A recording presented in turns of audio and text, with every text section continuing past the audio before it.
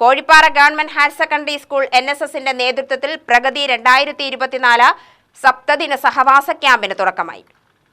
സുസ്ഥിര വികസനത്തിനായി NSS യുവത എന്ന മുദ്രാവാക്യമുയർത്തിയുള്ള ക്യാമ്പ് മേനോംപാറ ഗവൺമെന്റ് UP സ്കൂളിലാണ് നടത്തുന്നത്. Chittur block panchayat president A. Sujatha ക്യാമ്പിന്റെ ഉദ്ഘാടനം നിർവഹിച്ചു.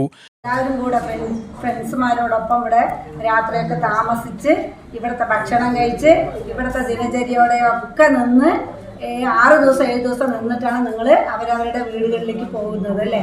അത് കഴിഞ്ഞാൽ ഈ ക്യാമ്പിൽ പങ്കെടുത്ത് ഇത് കഴിഞ്ഞാൽ നമ്മൾ ഇനി ഒരു സമയം ഇങ്ങനെ ആവാൻ നമുക്ക് സാധിക്കുമോ?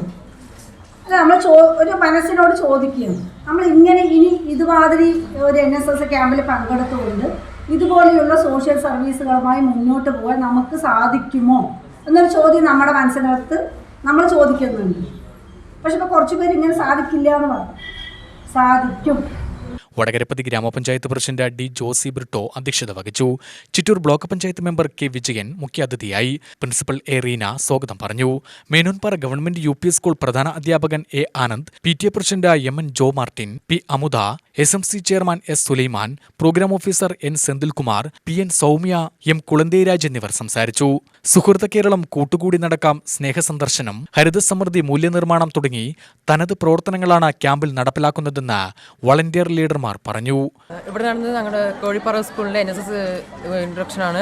ഇതിൽ 50 പേരോളം പങ്കെടുക്കുന്നുണ്ട്.